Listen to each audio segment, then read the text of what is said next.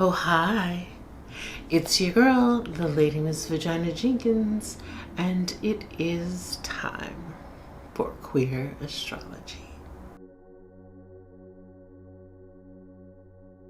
It's also time to be slow, deliberate, to review our progress, and to think about where we would like to adjust. I say that because it is about to be the winter solstice, and I'm very much in my winter slowing down, winter hibernation, winter doldrums as a person with seasonal affective disorder.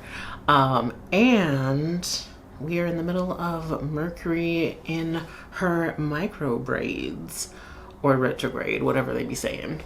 But yeah, Mercury retrograde in Capricorn is upon us, and we are getting the opportunity to review, readjust, edit, and generally speaking, look back at the Capricorn area of our chart and assess where we would want to make some adjustment. So that's kind of what the tone of this video is based in. Yeah, there are 2 Wednesdays left in this year, and so with those last 2 Wednesdays, I wanted to look back at time for queer astrology and really just talk about the places that I've been, the intentions that I made with it, if I've been successful, and what I'm looking forward to in 2024. So yeah, let's get into it. I don't know why I did that.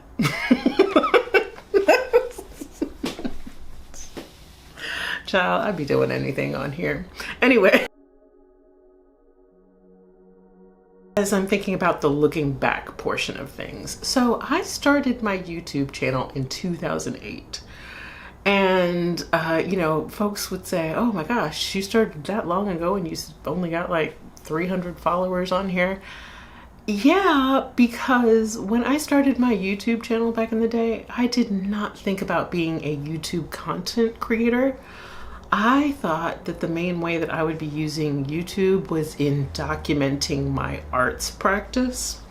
When I started YouTube back then, I was a burlesque performer / performance artist.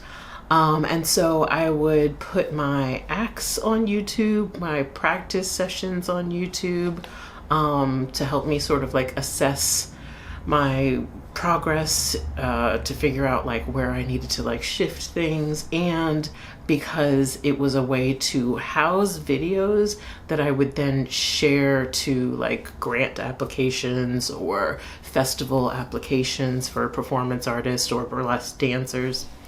And that's how I used YouTube for the longest time. It wasn't until about 2021 when I thought to really start to become a YouTube content creator. And at that time, I was so hyper focused on my painting practice that that's what I was sharing to YouTube. And again, YouTube was kind of secondary. I was, yes, uploading these process videos, like watch me paint this, from start to finish. But it was mostly for my Patreon and Buy Me a Coffee blogs.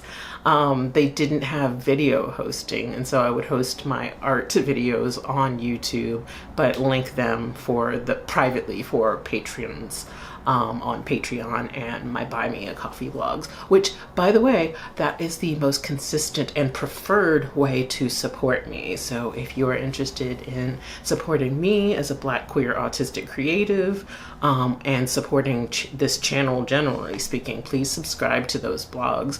They are full of art and astrology content that I put a lot of work into, actually. Weekly posts there as well. Anyway, so yeah, that's how I was using YouTube for the longest time. And in 2023, I thought to really become a content creator on YouTube for real. and I thought about making the Time for Queer Astrology channel. I mean, it's not a channel, it's part of my main channel, but playlist, I guess is what YouTube would call it. In other places, I've seen people call it like a podcast. I'm gonna be honest with you, I don't understand exactly what a podcast is. I can't access the podcasts that are only audio because I can't see them, and then the podcasts that are on video I think of as just videos. Anyway, that's neither here nor there. But yeah, I finally started thinking about myself through the lens of being a content creator on YouTube, and I got serious about my YouTube page. I started ideating about it in March of this year, which that's around my birthday, so it's like my new year. I did a solar return reading for myself around that time, around my birthday, and I saw a couple of different things. One, that I was in my 11th house year, so like the groups that I belong to, the followers that I have on social media, that kind of thing. And it gave me the kind of strength to really think that I might be successful at this. And I'll talk about how I define success in a minute. But yeah, so that's when I really, got serious. I started thinking about my branding choices, the kinds of videos that I would make, who I wanted my audience to be. And I used my astrology chart and astrology transits in general to inform a lot of that. For example, I don't know if you've noticed, but I'm always wearing some shade of green. I'm sitting in front of this natural painting. I've got my orange rose here, and those are all deliberate styling choices based on my personal astrology chart, specifically around like my midheaven and my ninth house. So yeah, let me know if you ever need help with that. I love talking about branding as it relates to like your personal astrology. So I got serious. I started thinking about all of those things, who I wanted my audience to be. I wanted to connect with like other astrology enthusiasts. I don't think of myself as an expert by any means, but what I do want is to connect with people and together sort of exchange wisdoms, if that makes any sense. I think right now astrology is becoming so popular, and that people are really deepening their studies in all of these different ways. And the ways that it has been most useful for me to learn astrology is in a social media context, to learn from people who are learning and sharing their own information. And so yeah, I wanted to present my learning and be in exchange with and in community with people that were doing their own learning. And I have learned so much as I've created these videos. I learned about the yod. Thank you so much for folks that commented about that particular aspect formation. I learned about Neptune and retrograde. I just have learned so much. And it's only been 6 months. This is a 6-month review. So I'm excited to see what I will be able to look back on at the year mark. So I made my first video in June, actually June 1st of this year. And, it was just sort of an intro about me and what I wanted to do with Time for Queer Astrology. And, editing those first videos, it was so awful. I didn't know how to be on camera, and so I just felt very constricted. I was so nervous that I kept having to do multiple takes of very simple things like my name. And so yeah, sitting down and editing those videos was painful because of those multiple takes, but also because I could see the ways in which I was so nervous and so constricted. And so now it's at the 6-month mark that I am noticing that I'm starting to bloom, like my little flower here. Yeah. What else would I say? Let me check my notes. So yeah, starting to publish videos in June. And then I think a lot of how I was publishing videos at that time was based on what I had seen other astrologers / astrology enthusiasts post. Like, oh, let's talk about the sun signs. Let's talk about all 12 sun signs. Let's talk about Saturn. Let's talk about all 12 Saturn signs, you know, that kind of thing. And I just figured that's what I would be doing too. And, you know, I had a conversation with a good friend. Shout out to Willow. I think it was around July, August that I talked to them. And they reminded me about a large part of what I pursue in my astrology studies, and that is the joy of it. Just the autistic brain allowing itself to indulge in its special interest and the kind of joy that that brings. And yeah, it really shifted things for me. I no longer wanted to do things the way I thought that they were supposed to be done and the way that I had seen other astrologers approach YouTube videos. Instead, I chose to focus on my joy and what felt good to talk about in any given moment, and following that joy and being focused on what my capacity is. Like sometimes I don't have the capacity to record a proper video, and so then I'll go live, but I still have the goal to have a weekly YouTube video. So just finding that blend between being rooted in my capacity, being rooted in my joy, and being rooted in following what feels good to be curious about. Like those kinds of things feel important to me as I'm continuing in my YouTube journey. And then that's where I have been over the last 6 months.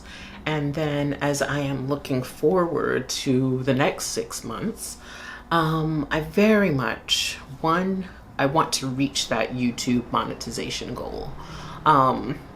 YouTube used to have, when I started my channel, YouTube's monetization goal was 1,000 subscribers and 5,000 hours of watch time. And I felt like it was super magical that like 2 months after I started my page, they lowered that threshold to something that actually feels more attainable to me.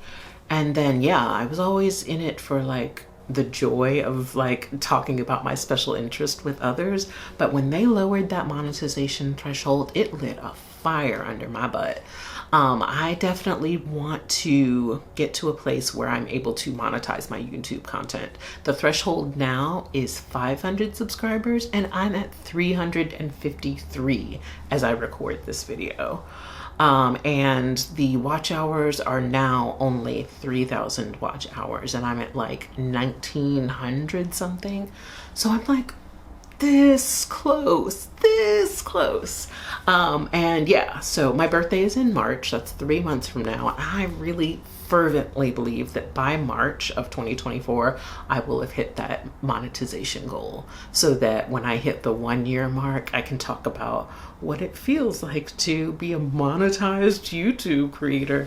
And I want to do really transparent discussions about like what kind of money is coming in and how monetization works, because I haven't seen a lot of that transparency, and I just want to be able to share that with other people.